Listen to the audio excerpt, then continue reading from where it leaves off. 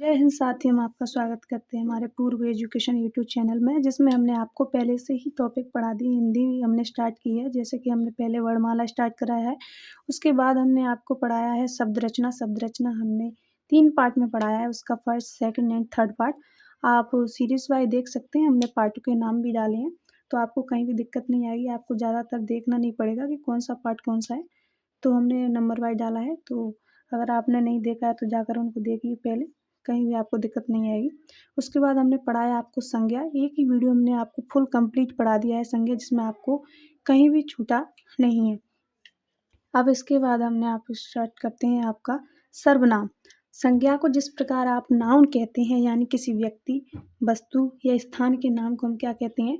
संज्ञा कहते हैं। उसी प्रकार जो सर्वनाम होता है, मान लीजिए किसी स्थान का नाम हमें नहीं पता है, तो उसके लिए हम अलग ही स्थान कहेंगे कि भई हम वहाँ जा रहे हैं। मान लीजिए किसी व्यक्ति का नाम नहीं पता, तो हम कहेंगे कि यह जा रहा है या वो जा रहा है। कोई ज़्यादा व्यक्ति हैं जो एक साथ जा रहे हैं, तो हम कहेंगे भई वे जा रहे हैं। इस प्रकार की जो लैंग्वेज है, यानी नाम के स्थान पर जो चीज़ यूज़ होती है, उसको हम क्या कहते हैं? सर्वनाम कहते हैं। तो सर्वनाम को हम समझेंगे, जिसको हम इंग्लिश में क्या कहते हैं? प्रोनाउन। प्रोनाउन इसलिए कहते हैं कि नाउन के स्थान पर जो यूज़ होता है, उसको हम प्रोनाउन कहते हैं। परिभाषा क्या है? वह शब्द जो संज्ञा के बदले आता है, सर्वनाम कहलाता है।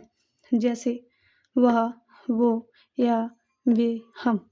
इस तरीके के जो शब्द हैं, जैसे कि हमने कोई एक व्यक्ति है, तो उसके लिए हम कहेंगे वही, वह जा रहा है, वह आ रहा है।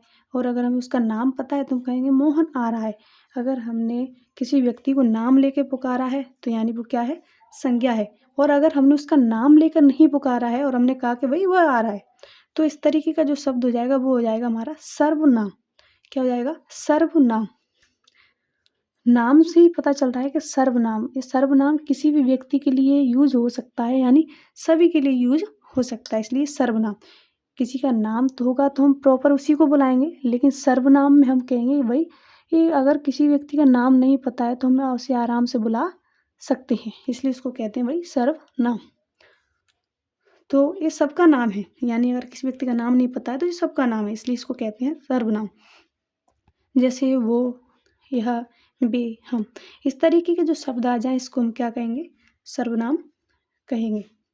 सर्वनाम क्या होता है? लिंग, वचन, संज्ञा के अनुसार होता है।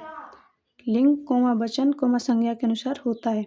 संज्ञा का बार-बार प्रयोग करने से अर्थ स्पष्ट ना होने के कारण सर्वनाम का प्रयोग किया जाता है। क्या करते हैं, जब हम संज्ञा का बार-बार प्रयोग करने से क्या होता है? अर्थ स्पष्ट नहीं होता है। जैसे हम कहेंगे मोहन आ रहा है, मोहन खाना खाएगा, मोहन इधर जाएगा, मोहन उधर जाएगा। एक ही वाक्य में जब हमने उसका बार-बार नाम यूज़ किया, कि संज्ञा का बार-बार प्रयोग करने से उसका अर्थ स्पष्ट नहीं होता है कि भई मोहन के बारे में बात हो रही है या किसी और के भी बारे में बात हो रही है।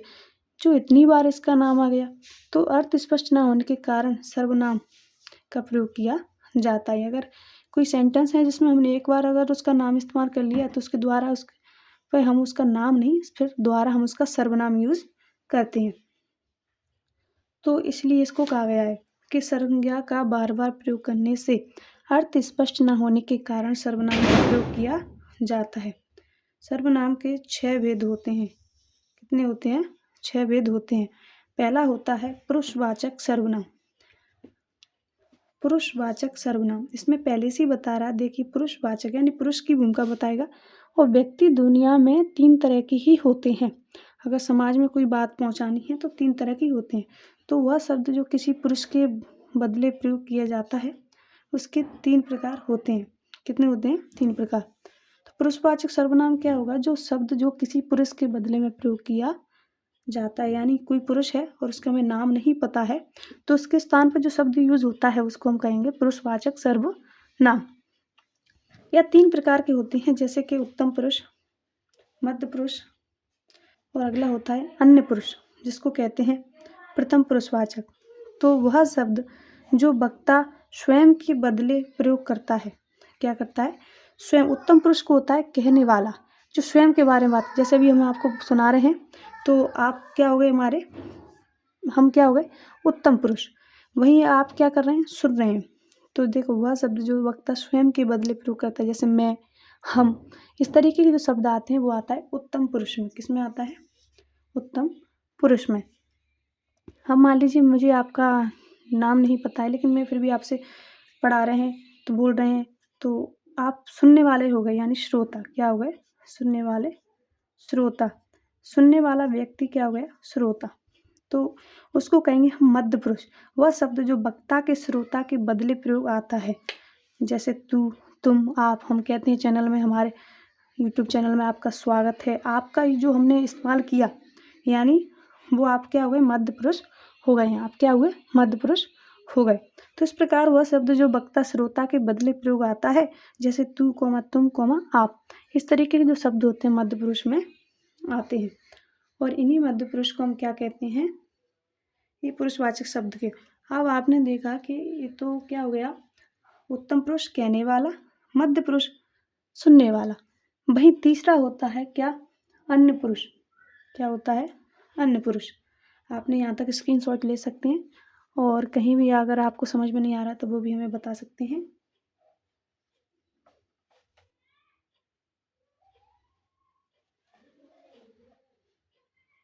अगला आता है आपका, हम मिटा देते हैं अभी।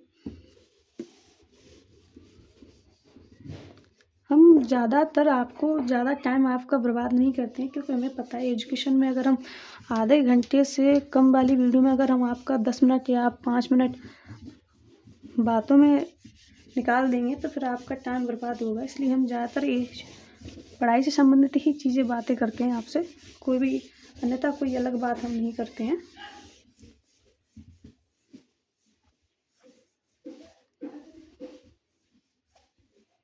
देखिए अगला आता है आपका क्या? अन्य पुरुष। अन्य पुरुष। अन्य पुरुष क्या होता है? वह शब्द जो किसी, वह शब्द जो किसी,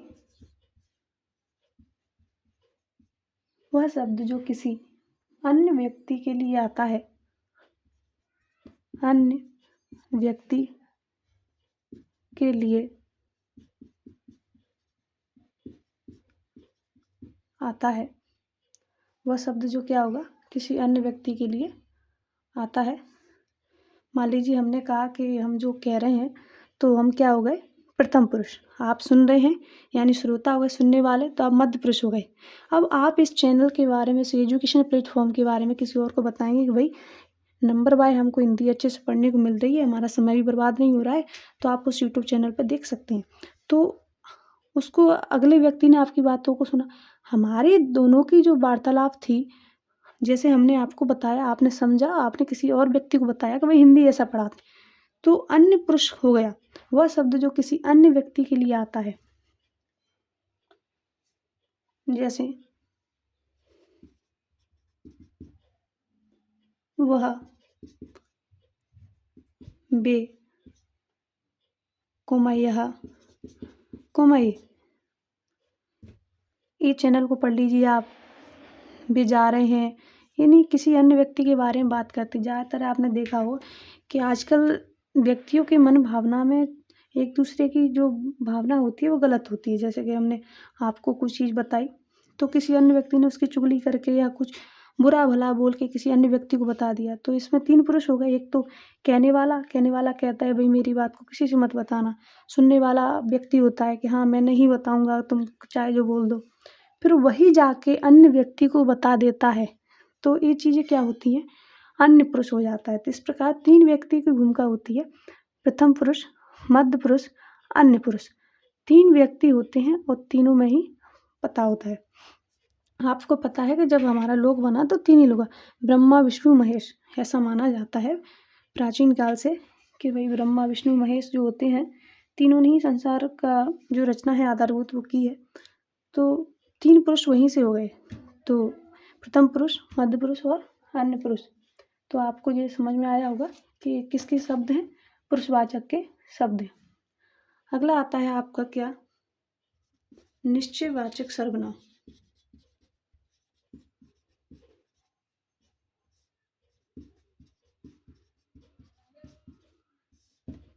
निश्चयवाचक सर्वनाम। निश्चयवाचक सर्वनाम आपने देखा होगा कि कोई भी डिटरमाइन्स जिसको इंग्लिश में बोला जाता है, कोई व्यक्ति निश्चय कर लेता है कि वही जी है, तो वह शब्द जो किसी निश्चित संज्ञा के बदले आता है, वह शब्द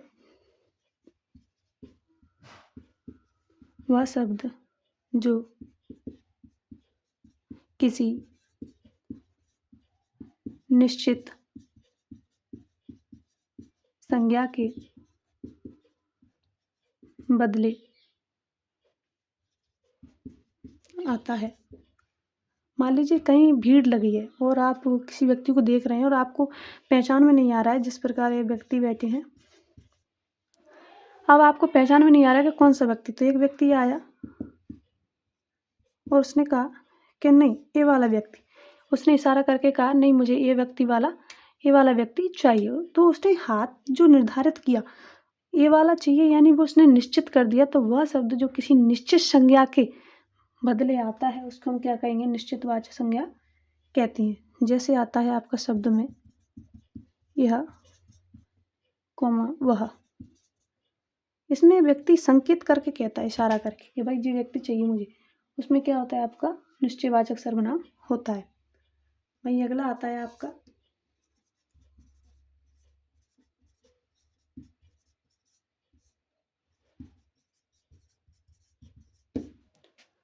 अगला होता है आपका अनिश्चयवाचक सर्वनाम। अनिश्चयवाचक में क्या होता है कि जो निश्चित संज्ञा के बदले नहीं आता है, यानी इसमें कोई निश्चित नहीं रहता, कोई भी व्यक्ति हो सकता है। वो कहते भाई कि ये सारी भीड़ बैठी है, इसमें कोई भी व्यक्ति बुला दो, कोई दिक्कत नहीं है, कोई भी आ जाए, या फिर मतलब कुछ भी दे दो खाने के, भाई कोई आप खाना क्या खाओ तो कभी कुछ भी दे दो। तो इस प्रकार के जो सर्वनाम होते हैं वो किस में आता है, आपका अनिश्चयवाचक सर्वनाम में आता है। जैसे आपने देखा होगा परिभाषा में, जो प्रश्न का जो निश्चित संज्ञा का जो निश्चित संज्ञा के बदले नहीं आता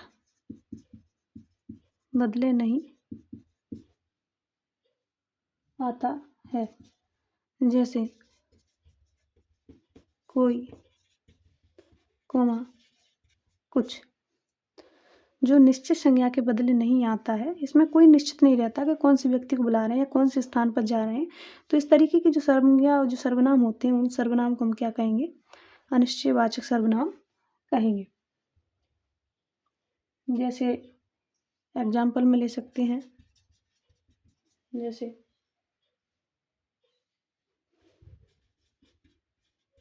कोई बैठा है, कुछ गिरा है,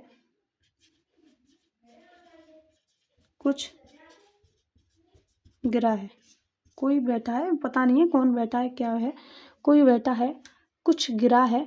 इस तरीके के जो शब्द होते हैं वो किसमें आते हैं, आपके अनिश्चयवाचक सर्वनाम में आते हैं।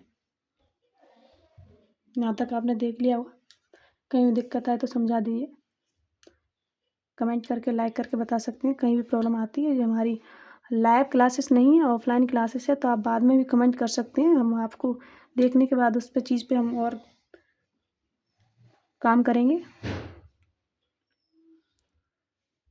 चलिए आगे बढ़ते हैं।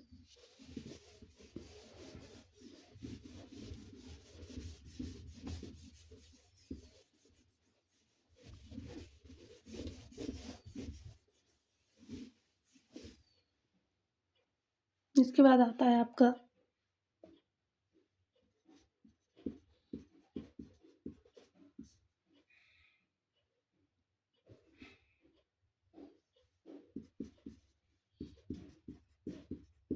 प्रश्नवाचक सर्वनाम। थोड़ा लाइट पड़ रहा है, उधर देख लेते हैं।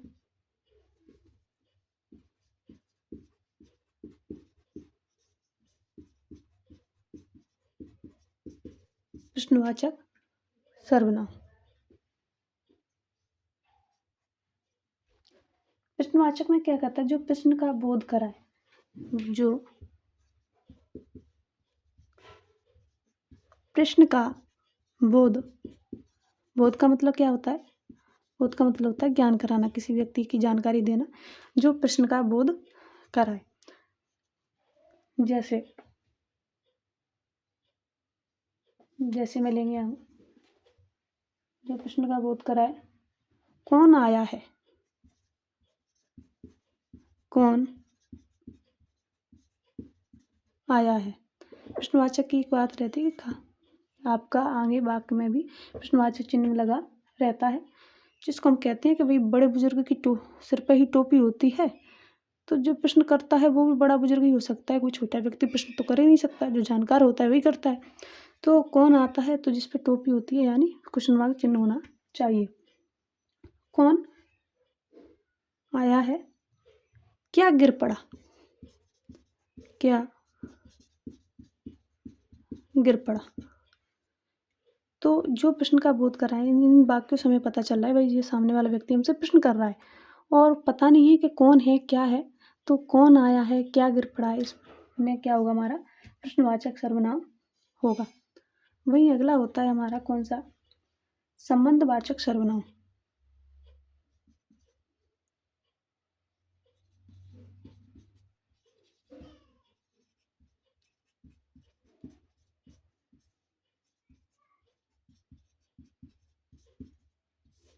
संबंधवाचक सर्वनाम।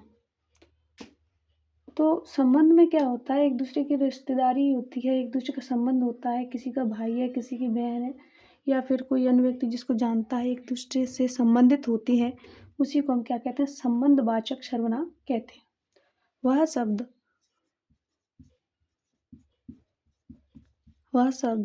जो संज्ञा के बदले वह शब्द जो संज्ञा के बदले आते हैं, वह शब्द जो संज्ञा के बदले आते हैं, मान लीजिए क्या होते हैं? जो संज्ञा के बदले आते हैं और उनमें संज्ञा का बोध कराते हैं, और उनमें संज्ञा का बोध कराते हैं, और उनमें क्या कराएंगे? संज्ञा का बोध कराते हैं। जैसे जैसे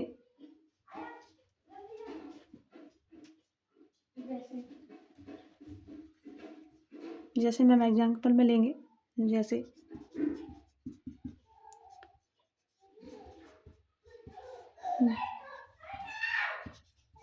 जिसकी लाठी उसकी भैंस, जिसकी लाठी उसकी भैंस, जो बोएगा सो काटेगा, जो बोएगा सो काटेगा। देखिए इसमें क्या है कि संबंध दर्शाया हमारा, लास्ट और करा देते हैं जिससे हम इसको एक साथ समझा देंगे। अगला है हमारा निजवाचक सर्वनाम।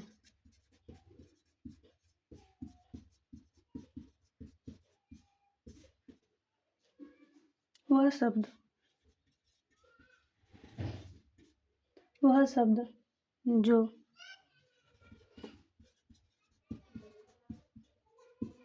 स्वयं के लिए आता है, वह शब्द जो स्वयं के लिए आता है, स्वतः अपने आप खुद, जैसे मैं स्वयं कर लूँगा। अब इसमें देखिए हमने पढ़ा प्रश्नवाचक सर्वनाम में जो प्रश्न का बोध कराते हैं, जैसे कौन आया, क्या गिर पड़ा, इसमें हमने क्या किया? प्रश्न किया है सामने वाले व्यक्ति ने। तो इसमें प्रश्नवाचक, और इसमें एक बात और है कि इसमें किसी व्यक्ति का नाम नहीं है, हमें उसकी जानकारी नहीं है कि कौन आया है या फिर क्या गिर पड़ा है।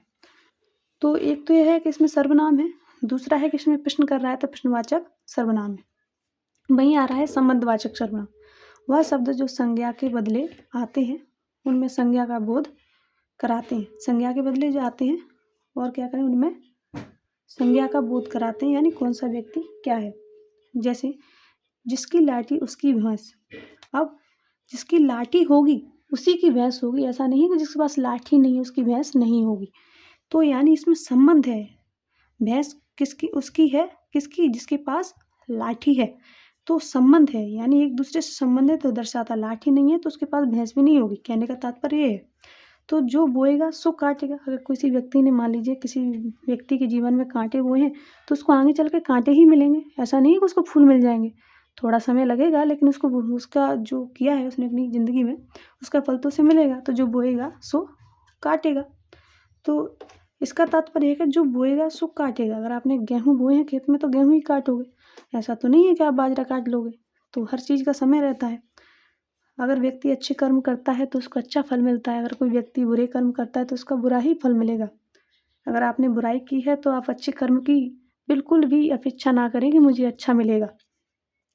तो इस प्रकार उसमें क्या होता है, एक दूसरे से संबंधित होता है। जो बोने पर संबंध है, बोएगा सो काटेगा। अगर बोएगा नहीं तो फसल कहाँ से काट लोगे, या कुछ कर्म ही नहीं करोगे तो फल कहाँ से पालोगे। तो इस प्रकार संबंधवाचक सर्वनाम है। निजवाचक सर्वनाम क्या है? निज कहते हैं, आपने कई व्यक्ति से सुना हो कि हम अपना निजी काम कर रहे हैं, कि हमारा निजी मामला है, आप इसमें ना बोलें। तो यानी स्वयं का मामला, इसमें किसी और व्यक्ति का उन्हें कोई भी नज़रअंदाजी करते हैं सभी व्यक्तियों के, भाई हमारे इस मामले में आप ना बोलें। तो वह शब्द जो स्वयं के लिए आता है, जो स्वतः अपने आप खुद, यानी खुद के लिए यूज़ होता है। ये जैसे कि मैं स्वयं कर लूँगा। अगर आपने किसी व्यक्ति से काम की बोला तो कि भाई मैं स्वयं कर लूँगा, आपको बोलने की ज़रूरत नहीं है, आप करने की ज़रूरत नहीं है। तो इसमें हमारा निजी मामला है। घर में किसी में मान लीजिए कोई विवाद हो रहा है, आप उसमें बीच में गए तो वो कह ला भैया ये हमारा निजी मामला है, आप इसमें ना बोलें। तो पहली बात उसने कहा आप, तो ये सर्वनाम हो गया। दूसरा, ये हमारा निजी मामला है, यानी हम स्वयं कर लेंगे, तो इसमें निजवाचक सर्वनाम हो गया। तो इस प्रकार जो हमारे मामले होते हैं उनको हम सर्वनाम, निजवाचक सर्वनाम कहते हैं। तो ये हमारे पूरे सर्वनाम हो गए। तो सर्वनाम हमारे कितने प्रकार के होते हैं? 6 प्रकार के। रिकॉल कर लेते हैं एक बार, हमने क्या क्या पढ़ा। सर्वनाम पढ़ा, जो संज्ञा किसी के नाम, व्यक्ति, स्थान के नाम पर जो इस्तेमाल होता है उसको हम सर्वनाम कहते हैं। सर्वनाम में हमारा क्या आता है? पहला आता है पुरुषवाचक। पुरुषवाचक में 3 होते हैं, प्रथम पुरुष, मध्य पुरुष और अन्य पुरुष। प्रथम पुरुष वो होता है जो बोलता है, मध्य पुरुष वो होता है जो सुनता है, अन्य पुरुष होता है जो दोनों की बात कहीं और कह देता है। तो इस प्रकार वो क्या हो गया? अन्य पुरुष हो गया। अब उसके बाद आता है आपका निश्चयवाचक सर्वनाम। वह शब्द जो किसी, मान लीजिए कि निश्चित रहता है कि भाई ये व्यक्ति चाहिए या ये व्यक्ति बैठा है, तो उसमें क्या होगा? निश्चयवाचक सर्वनाम हो जाएगा। वहीं हमारा अनिश्चयवाचक सर्वनाम क्या रहेगा? जिसमें किसी व्यक्ति का निश्चित ना रहे कि कौन व्यक्ति है, क्या आया है, कौन बैठा है, कौन गिरा है, न हमें जानकारी नहीं होती है। तो इस प्रकार उसमें कौन सा होता है? अनिश्चयवाचक सर्वनाम होता है। अगला आता है हमारा उसके बाद प्रश्नवाचक सर्वनाम। तो जो प्रश्न का बोध कराता है उसको हम क्या कहेंगे? प्रश्नवाचक सर्वनाम कहते हैं। जैसे कौन आया, क्या गिर पड़ा। और संबंध में एक वाक्य में जिसकी लाठी उसकी भैंस, जिस प्रकार ये मान लीजिए हम पेन से, पेन नहीं होगी तो हम लिख नहीं पाएंगे। हमारा लिखना किससे संबंधित है? पेन से। पेन नहीं होगी तो नहीं लिख पाएंगे। तो एक दूसरे से संबंधित होता है तो उसको हम संबंधवाचक सर्वनाम कहते हैं। और वहीं अगला आता है उनका छठवां, जो कहता है निजवाचक सर्वनाम। तो वह शब्द जो स्वयं के लिए आता है, जो स्वयं यानी हमने खुद के लिए जो हम काम कर रहे हैं उसके लिए इस्तेमाल होता है, उसको हम निजवाचक सर्वनाम कहते हैं। तो इसमें हमारा पूर्व सर्वनाम आपका हमने क्लासेस में ख़त्म करा दिया है, तो आपको कहीं भी दिक्कत नहीं आएगी। हमारा जो भी है आप सहयोग बनाए रखिए, हम डेली आपको क्लासेस अपलोड करते रहेंगे। अगर हमारी क्लासेस किसी कारण आप अपलोड नहीं हो पाती है तो हमें माफ़ करना, क्योंकि किसी अन्य कारण से हमारी क्लासेस हम अपलोड नहीं कर पाएंगे, वरना आपकी क्लासेस हम रोज़ कंटिन्यू रखेंगे। आपके एग्ज़ाम के जीडी बैच आ रहा है तो जीडी बैच वाले इसको प्रॉपर देखें, उसमें हिंदी बहुत अच्छे से पूछी जाती है और आपका हिंदी देखना यहीं से बनेगी, कहीं भी आपको कोई दिक्कत नहीं आएगी। हमारे यूट्यूब चैनल पे अपना साथ और सपोर्ट बनाए रखिए, हम आपको डेली क्लासेस अपलोड करते रहेंगे। थैंक यू, धन्यवाद और हैप्पी न्यू ईयर्स। देखिए, हम एक जानकारी और दे देते हैं, क्योंकि आज हमारे क्या है, नववर्ष। लेकिन हमारे हिंदू धर्म में इस नववर्ष को नहीं मनाया जाता है। हमारी जो नववर्ष होती है कब होती है? हमारी जो नववर्ष होती है चैत्र की गुड़ी पाड़वा को हमारा हिंदू नववर्ष माना जाता है। जो विक्रम संवत कलेक्टर जो कैलेंडर होता है हमारा, कौन सा? विक्रम संवत कलेक्टर 283, ये हमारा कैलेंडर है। इस कैलेंडर के अनुसार हमारा जो नववर्ष है वो मनाया जाता है। और जो हमारी जो हिंदू नववर्ष है बहुत ही, ये मानो प्रकृति एक तरीके से मान लो कोई श्रृंगार करे हुए इस तरीके की मनाई जाती है। जब फूल भी खिलता है, कई हरे पेड़, सभी पेड़ों में फूल, फल, पत्तियाँ आती हैं, तो हमारी जो प्रकृति एक नया ही रूप धारण कर लेती है उस समय। तो उस समय हम पहचान जाते हैं कि भाई हमारा हिंदू नववर्ष आ गया है। लेकिन कई व्यक्ति क्या होते हैं, अंग्रेजों ने जब 1857 से लेकर 1947 तक अंग्रेजों ने हमारे देश पर बुरी दशा कर दी, हमारे भारत देश की, और राजपाट किया और हमारे देश में कई हानि पहुंचाई। फिर भी हम उसका नववर्ष बड़ी धूमधाम से मनाते हैं। चलो वो आपका अलग है, जो कि ग्रेगरी कैलेंडर के अनुसार मनाया जाता है। तो नववर्ष हमारा हिंदू नववर्ष है। तो हमारा ये है कि हम हमारे भारत में रहते हैं तो हम भारतीय संस्कृति को ज़्यादातर अपनाएं, विदेशी संस्कृति में ना जाएं, तो वही हम सभी भारतीयों के लिए अच्छा रहेगा। बाकी सबको आपको नववर्ष की हार्दिक शुभकामनाएं। थैंक यू, धन्यवाद।